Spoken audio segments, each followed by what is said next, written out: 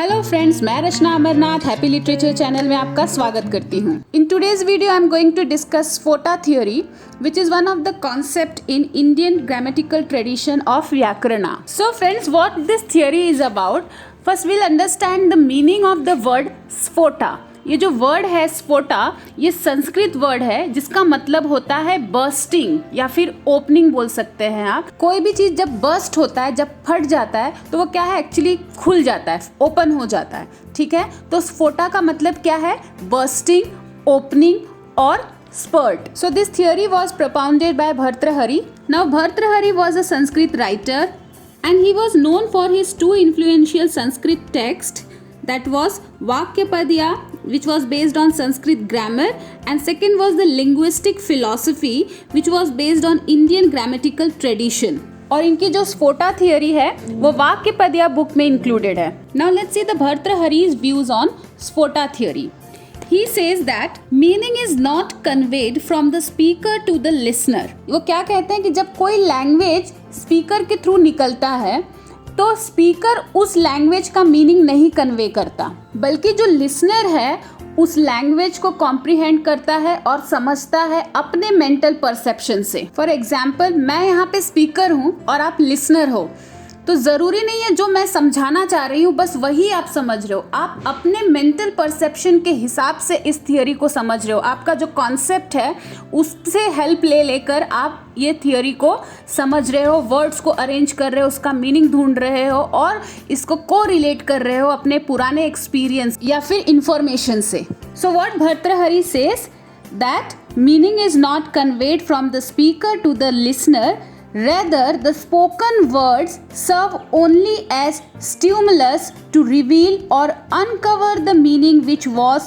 already present in the mind of the hearer. जैसा कि मैंने अभी समझाया कि जो स्पीकर है वो मीनिंग नहीं सर्व कर रहा है लिसनर को, बल्कि वो क्या कर रहा है, स्टिमुलस कर रहा है, मतलब ट्रिगर कर रहा है। मैं अपने लैंग्वेज के थ्रू मैं आपको क्या कर रही हूँ, स्टिमुलस कर रही हूँ, ट्रिगर कर रही हूँ, और आप मेरी बात कैसे समझ रहे हो, उन शब्दों से, उन वर्ड से, उन कॉन्सेप्ट से जो आपके दिमाग में पहले से है। तो मेरा जो लैंग्वेज है, मेरा जो अभी यहाँ पे रोल है, वो आपके दिमाग में जो पहले से कॉन्सेप्ट है उसको मैं बस अनकवर कर रही हूँ, उसको बस ओपन कर रही हूँ। So Sphota theory pertains to the problem of articulation of speech and how the mind arranges linguistics units into meaning and ultimately discourses. अब इसका क्या मतलब हुआ? तो भर्तृहरि यहाँ पे कह रहे हैं आर्टिकुलेशन ऑफ स्पीच जो है वो बहुत इम्पॉर्टेंट है, तभी जाके जो लिसनर है वो जो वर्ड सुन रहे हैं, जो लैंग्वेज सुन रहे हैं, उसको अपने दिमाग में प्रॉपरली अरेंज कर पाएंगे और उसका मतलब निकाल सकते हैं। आर्टिकुलेशन ऑफ स्पीच का क्या मतलब, आर्टिकुलेशन का क्या मतलब है, manner in which phoneme is pronounced, मतलब जिस तरीके से, जिस क्वालिटी के साथ, जिस शार्पनेस के साथ, क्लियरिटी के साथ जब हम बोलते हैं उसको क्या बोलते हैं, आर्टिकुलेशन ऑफ स्पीच। तो यहाँ पे आर्टिकुलेशन ऑफ स्पीच क्या है, बहुत इम्पॉर्टेंट है, तभी जाके जो लिसनर्स हैं वो हमारी बात को सुनते हैं, उसे अपने माइंड में अरेंज करते हैं, सारे वर्ड्स को प्रॉपरली अरेंज करते हैं, तब जाके उसका मतलब समझते हैं। ठीक है, ये लिंग्विस्टिक यूनिट्स क्या है, जो लैंग्वेज में साउंड होता है, वर्ड होता है, मीनिंग्स होते हैं, सेंटेंस होते हैं, इसको क्या बोलते हैं, लिंग्विस्टिक यूनिट्स। तो जब स्पीकर कुछ कहता है एक प्रॉपर वे में, तब जो लिसनर है ये सारे लिंग्विस्टिक यूनिट्स को क्या करता है, अपने दिमाग में अरेंज करता है और फिर उसका मतलब ढूंढने की कोशिश करता है। तो फ्रेंड्स, कहीं आप ये तो नहीं सोच रहे हैं कि इसमें तो बहुत ज़्यादा टाइम लग जाएगा, वर्ड्स को अरेंज करेंगे फिर उसका मतलब समझेंगे, तो ऐसा नहीं है।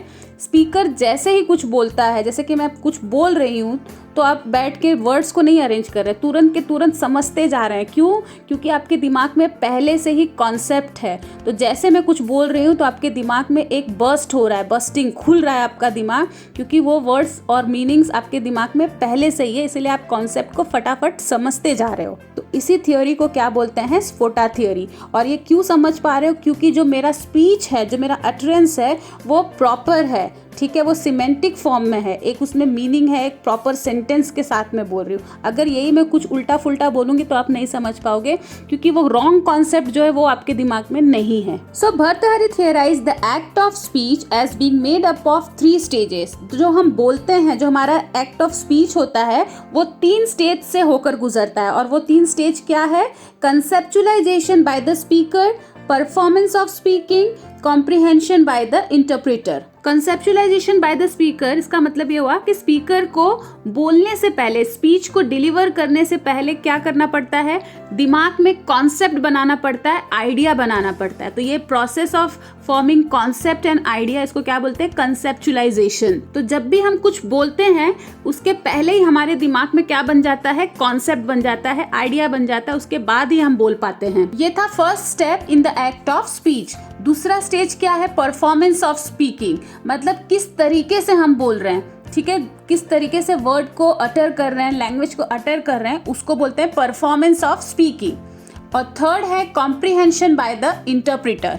तो ये थर्ड स्टेज है इन एक्ट ऑफ स्पीच, मतलब जो भी कोई कुछ बोल रहा है तो उसको कॉम्प्रिहेंड करना, उसको समझना, उसको अंडरस्टैंड करना, ये भी एक इम्पॉर्टेंट स्टेज है in act of speech. So friends, इस वीडियो में बस इतना ही। आई होप ये कॉन्सेप्ट आपको क्लियर हो गया हो।